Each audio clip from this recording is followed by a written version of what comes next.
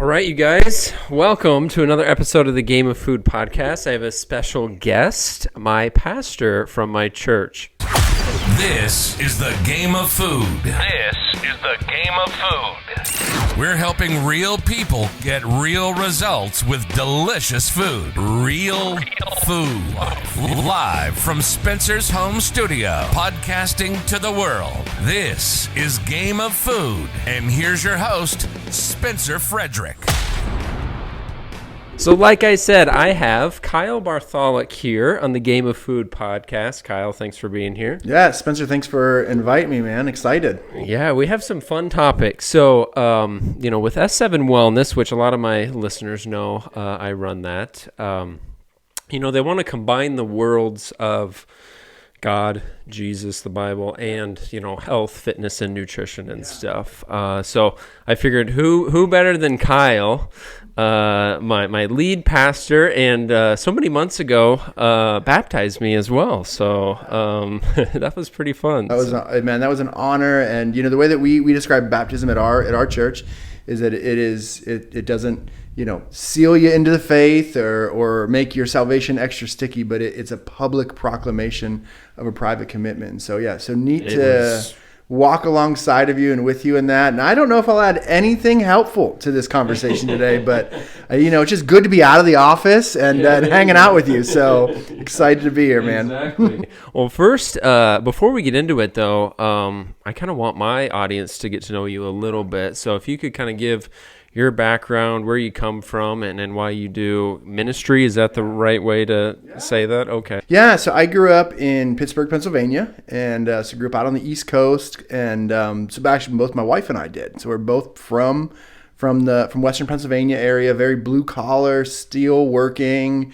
My grandfather worked in the mill, and and so just kind of that hard working, pull yourself up by your bootstraps kind of environment, salt of the earth sort of place. And then, I had one goal in life growing up in Pittsburgh, and that was to leave Pittsburgh. I don't know if, Spencer, I don't know how much it's Pittsburgh. The steel industry was dying, the end of the 70s, it's dying. So I grew up in this era where the city was just economically depleted. And so the mantra it was just, you got to go get a degree and get out, go get a degree and get out. And so that was my goal, so I ended up going to college, got to play baseball in college, which helped to pay for college. So that was... I didn't know that. What was your position? So actually, I was a catcher. And so if I always joke if my thighs don't give it away. Was not afraid of the squat rack. Yeah, there you go. But so I wanted to get as far away from Pittsburgh as possible, and ended up going to the school that paid me the most money to play baseball, which also ended up being one of my top schools that I wanted to go to. Was out in Chicago. It was Trinity International University, and my pastor and youth pastor in my high school years were just really influential.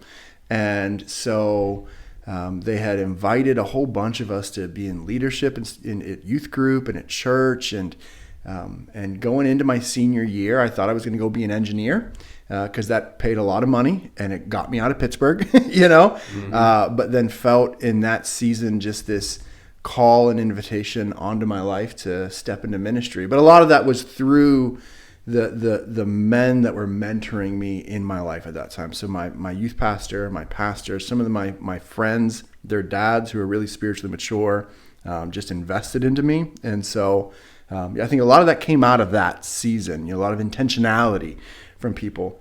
And so then Chicago, a couple years doing school, and got a degree in psychology and biblical studies. So it's biblical languages and theology and all that kind of stuff. Mm-hmm. And then have been pastoring in some version for the last since 2004. So what is that now? 16 years. Yes, 16 or so years here. Yeah. I always joke I can Hebrew, but I can't math. Fitness, but not math. So about 16 years or so now, I've served in various roles, and so now I serve as the lead pastor at our church here in Ames. Yeah.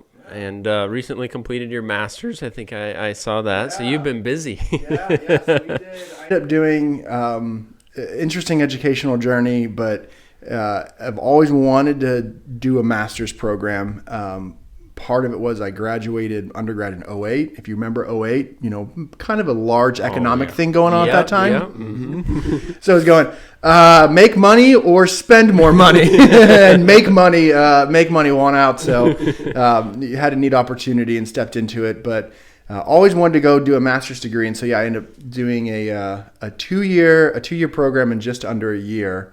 And so that was a wild run, but that when COVID hit, my wife and I we like a lot of people, all of a sudden our lives shifted in lots of ways, So my wife runs her own small business, and so she was not doing that, and she left her other part-time job at a nonprofit, and she's home full-time, and all of a sudden it was like, this is the moment, with 3 little kids at home. This was the moment to just go get after it. And thankfully, just with the program, I was able to get some advanced standing because of my previous academic work. And so was able to do this 2-year program in 355 days. I wasn't counting or anything. There you go. But Danielle and I joke that you can do anything for at least a year. Right? You can do anything for a year. Yeah. So we did it. And well, congrats. I'm sure it took a lot of work and stuff. So yeah, it was good. It was good. I think leaders are learners, you know what I mean? Mm-hmm. And so we should be that was a mantra that was just drilled into me early on, that as leaders we're learners, and if we're not learning, then we just won't be able to lead well, because we should be evolving, we should be growing, and if you're not learning, you're not going to do those things. Yeah, which I think is why it was good to have you on the podcast. That's who listens to this podcast. Yeah. I do have a lot of Christians. I mean, some probably aren't believers. That's okay, but a lot of people that like to grow and achieve and change and stuff like that, which kind of brings us into the first topic of, I have this craving for myself, and I was getting the same question from some of my clients that I wanted to talk about with you. Is they're like, how do we combine the worlds of working on my health, which going to the gym, watching what you eat, for me, I'm not overweight or obese, so I'm going for abs and biceps sometimes. I can admit that, And so it's like, how do we combine those worlds so that we're not putting a focus or having an idol? And so I figured that's where we'd start off and kind of get what you think. I think, Spencer, you used a great word there, as an idol. And I think the thing is to recognize the tension that we are always going to be in on this side of heaven. So obviously as Christians, we bring a certain lenses of how we see and interact and understand the world, right? It's a worldview.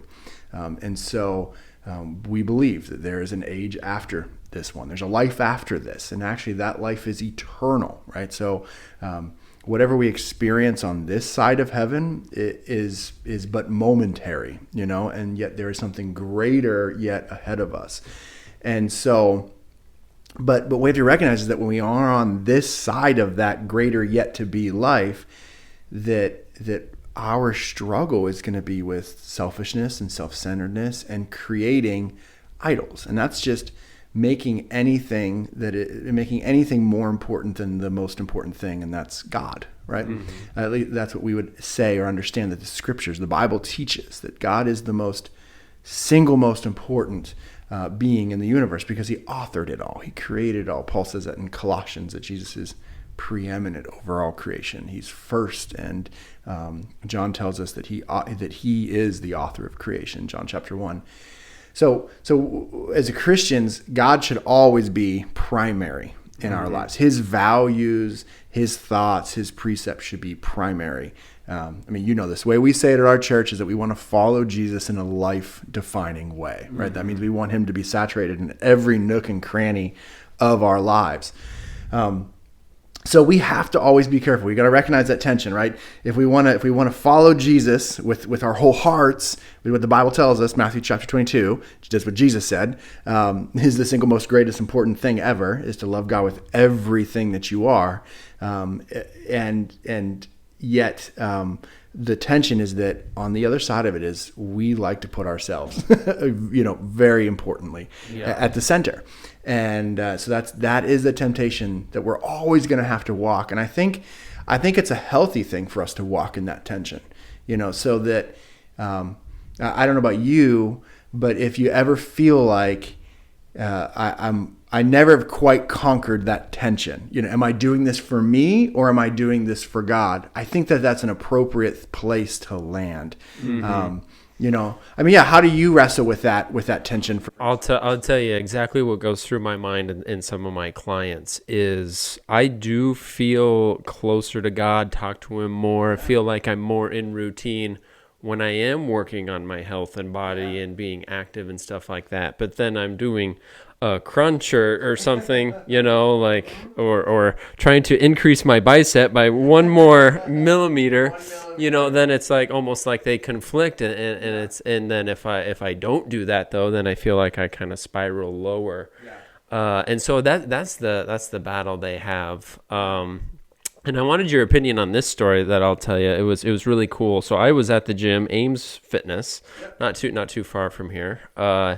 And I saw a new member because I go there quite a bit, and so I figured he was new, and he had, I think, I can't remember what Bible verse, maybe John 3:16, just in big letters, and he was a big guy, so it really stood out. It was bright blue shirt, yoked. And I was like, he was big, like he was like overweight. So it really, it stood out. And I'm like, you know what? That's awesome. And then he caught my eye again, maybe 20 minutes later. And I went up to him like, hey, thanks for wearing that. That's awesome.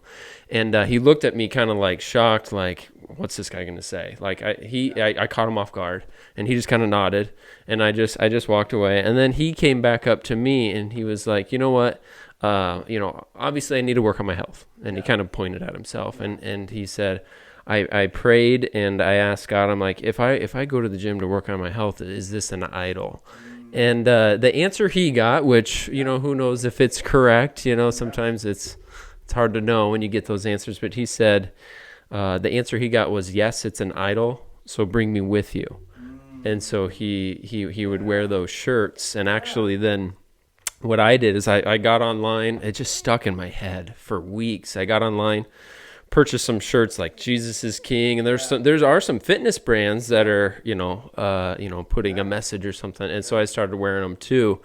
Is that a decent first step that I could pass on to others, or? Yeah, well, I think like you said, anything can be an idol, right? I mean, if we read the Gospels, the Pharisees, the most religious people ever, made their religious practices idols. They made those practices more important than God himself. And Jesus chastised them for that. And so anything we can do, we can make it an idol, But I think what it comes back to, and what I love about that story, is take me with you, right? So what is our posture? What is our heart's motivation? I think that's something that we always have to come back and check. And so as a Christian, somebody who's following Jesus, my motivation is always for God's glory, right?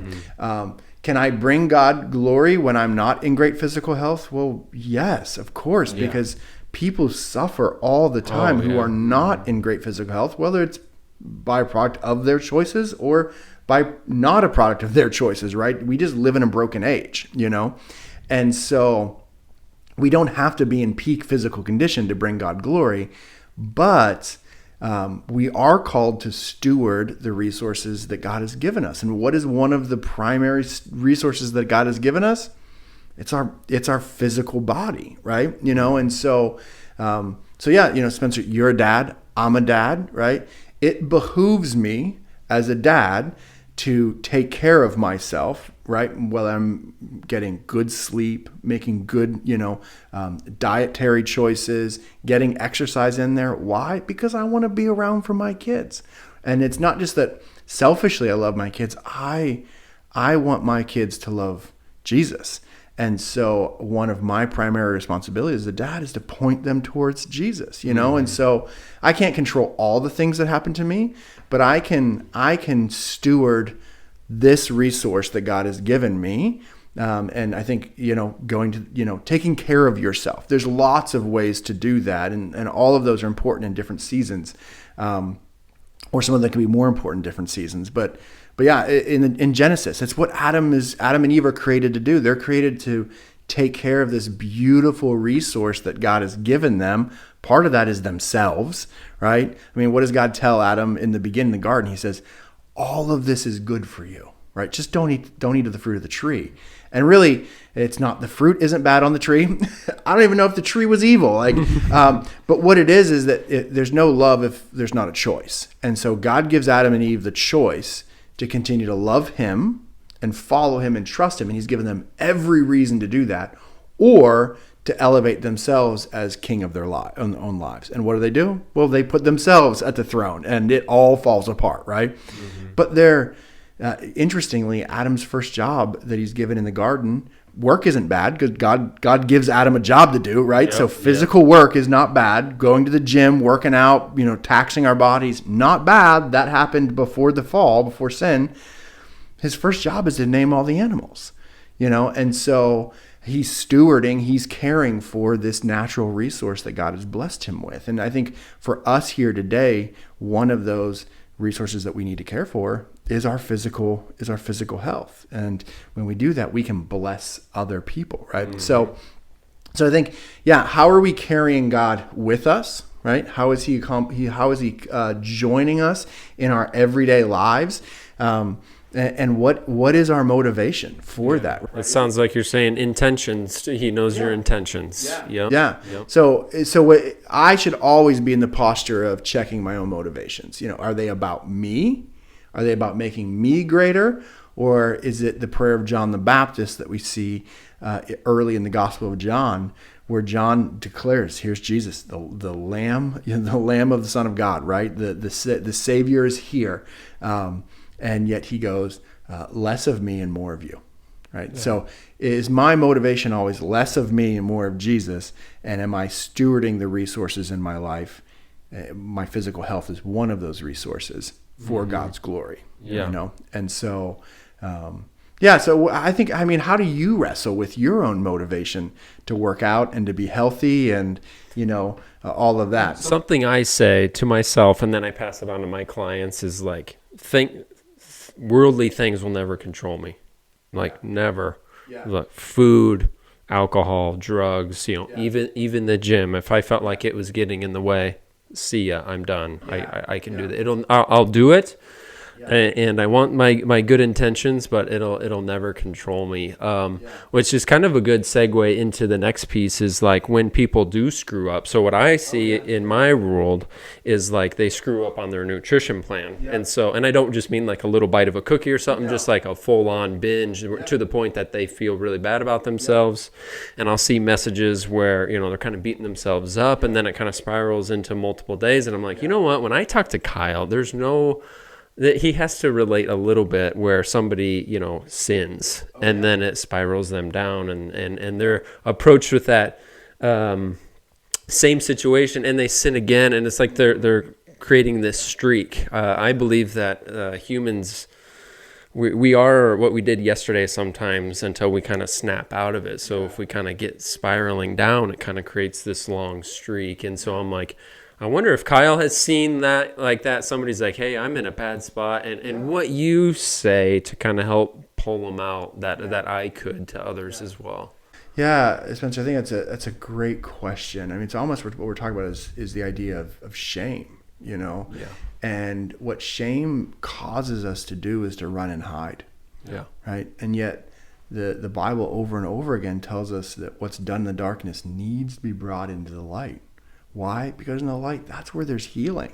Mm-hmm. And in the light, that's where we gain better perspective on it, Mm-hmm. And so not only do we understand, maybe that thing wasn't quite what I thought it was, Mm-hmm. Or maybe it is more disastrous and damaging and dangerous than I was admitting that it was going to be, right? When we brought it into the light, we can see it for what it truly is.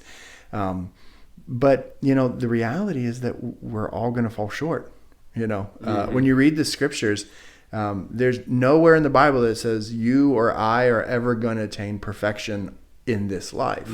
So if we're not promised perfection, but we are encouraged towards faithfulness and growth. In fact, 1 Corinthians chapter 10, Paul tells us that there's no temptation that is uncommon to man, right?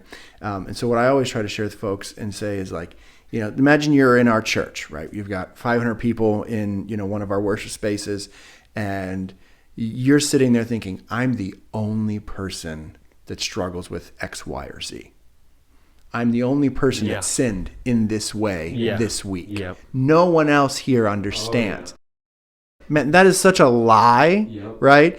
So when whether it's, nutritional goals or whatever, dietary is so hard. My wife and I gave up dessert for Lent this year. And, dude, and so like the idea of giving up dessert is not like, oh, I'm going to replace it with fruit after dinner. Like that's an okay thing, but you're actually you're manifesting a behavioral pattern where I need something again after, so it's not even that we just don't have any like dessert, but it's no food after dinner or meals at all, right? We ate the meal. And instead, when I have those cravings, we spend time in prayer, right? So I'm replacing it with a discipline that connects me to my Father in heaven. One, it's going to help me live longer because self-control and discipline is good. But what do we do when I fail at that? Does God stop loving me? Well, no, right? Did I fail miserably? No. Am I a failure? No, right? I just messed up. It's a chance to get back to faithfulness. It's a chance to step back into the pattern of obedience. And so, but I think where we fall off the wagon and then stay off the wagon is that we shrink in shame. We want to hide. And then we tell ourselves, no one else, struggles with this. No one else would understand. Yeah. No one else can sympathize with That me. I hear all the time. Yeah. And it's like, nope, that is actually fundamentally not true. The truth is that everyone can sympathize with me. That while my struggle may be slightly different than your struggle, right? We still have a struggle, and we can be sympathetic in that. And I think that the way that I always try to invite people towards growth is this: it's not radical shifts, right? I went from 0 to 60. Those are just not sustainable. I think we've all been there, but it's how am I taking one intentional step, moving that needle positively each and every day towards growth, Yeah, exactly. And so hey, look, you were on a dietary plan, you were faithful for 30 days, 31 came along, you needed that Snickers bar. Like, don't throw the baby out with the bathwater, right? You just accomplished something that you had never done in your life. Celebrate the growth, and then go, okay, I just learned something. Yeah, that's what I tell them. I tell them, learn from it. Just like sin, we don't want to, but it's a great learning opportunity. And so you learn from it and you improve, because you're gonna come across it again, and it's gonna be what person are you now? Are you stronger this time because you learned from it, or will it conquer you again? So are we having incremental victories? Yeah. We want to win the whole war at once. We want to win the whole thing at one shot, but that's not how it works. No. And I always also encourage people, and Spencer, I'd love to hear your thoughts on this. When I do fail, it's an opportunity for me to step back and to recognize patterns in my life, right?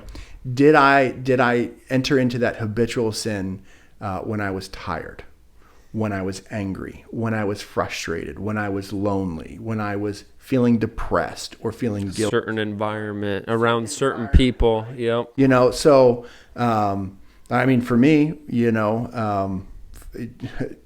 I don't like all dessert, but chocolate, man. Chocolate is that is, I could pass over a raspberry torte any day of the week. Don't need it, not bothered by it, not tempted by it. But you put a piece of chocolate cake in front of me any hour of the day, and I'm just like, that's my jam. I love it too. And but when I'm tired, I know this both spiritually and physically. When I'm tired, I'm more susceptible. I'm more susceptible to sin, and I'm more susceptible to falling short on any sort of physical or emotional goals that I have. I totally agree. Having that awareness, like, whoops, this happened. I don't know why. No, step back, look at it. What was going on? Who were you around? Where were you? There are some people that they want to kind of kick the alcohol when they sign up with S7 Wellness. And, it's like, well, we can't go sit in the bar. It's going to be pretty hard, so. Ordering RC Colas every, Yeah, exactly.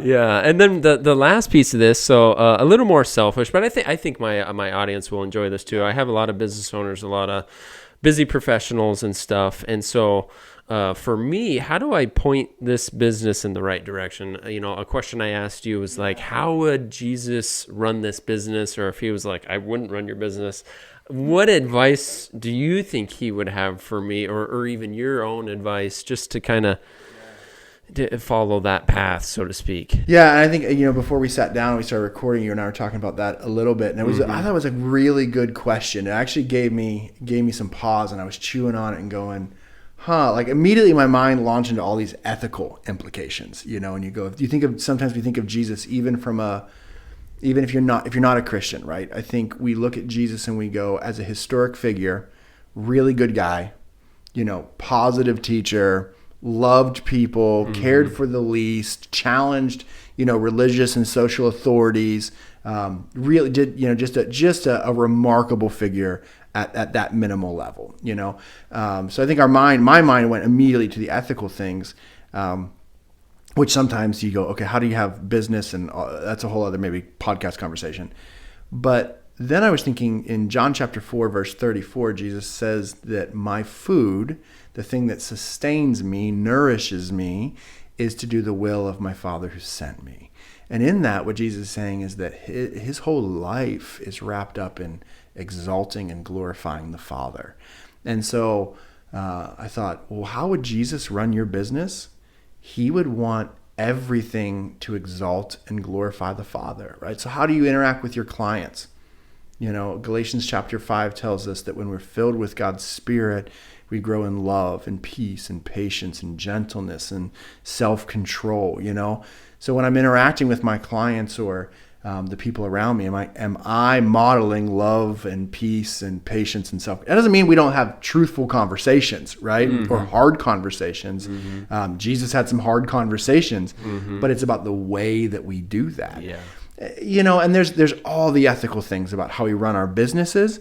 But I think more than anything, it comes down to that idea. If I'm a God-fearing person, am I exalting God in every corner of my business, and because we do need to provide for our families and all, so business isn't bad by any means. And I believe God has equipped some people and gifted them to just make money, right? That's not a bad thing. Money is not a bad thing, but it's a resource. Yeah. Yeah. How am I handling it, right? Am I hoarding it all for myself? The Proverbs tells us that the one who actually gives away increases wealth, and the one who hoards increases poverty. Yeah. I think it's Proverbs 11. It says that. But so it's just this interesting. How am I exalting? How am I giving glory to God in every aspect of my business? And kind of comes back to that conversation we had earlier about my motivation, my heart's motivation. What is it about me? Yeah. Or is it about God? Yeah, and the reason I ask is, like I talked about, I wanted to do nutrition, fitness online. I had a lot of failures, and finally I'm like, I'm gonna give up control, and I'm gonna try to make this like a God-centered business, and it gave me a way better mindset. But why I thought I wanted to talk about it today was I did pray about it. I was like, you know what? How would you run this business? And if I do get answers, I think I relate to one of your sermons one time. You're like, I don't hear God's audible voice. I just get this answer, and I'm like, Yeah. And so that's why I brought it up today. But the answer I got was, take care of my children. Yeah. These are my brothers and sisters, and if I go in with that mindset, it's less about because there's I'm in the business world every day. There's so many of these. Sign up for my business thing, and we're going to show you how to market. And, it's, there's probably a right way to do it, but it feels I don't know, it just feels a little weird, at least to me. But when I prayed that day and got my answer, I'm like, maybe I forget about showing. Yeah. And I just give more to the people that are in here, and they'll tell others. And I was kind of thinking about it, like, when Jesus was on earth, he didn't have marketing and, advertising campaigns. He just walked around and he changed one life at a time, and it spread like that. And so that's kind of what got my brain jogging about it. I'm like, I'm going to ask Kyle more about that. So yeah, especially I think that's a great way to process it. Marketing is not a bad thing. When you run a business, people need to find out about it. And obviously, word of mouth is probably the most organic and probably your best marketing. Still the most powerful, right? Because people who have had results and their lives have been changed. Let me tell you about this thing that changed my life. Yep, that's powerful.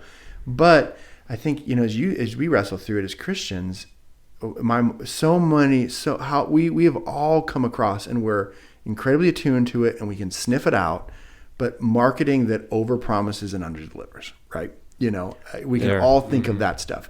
But when I'm marketing my business, am I presenting it honestly and accurately, or am I trying to sell you a bill of goods that I know isn't really going to work?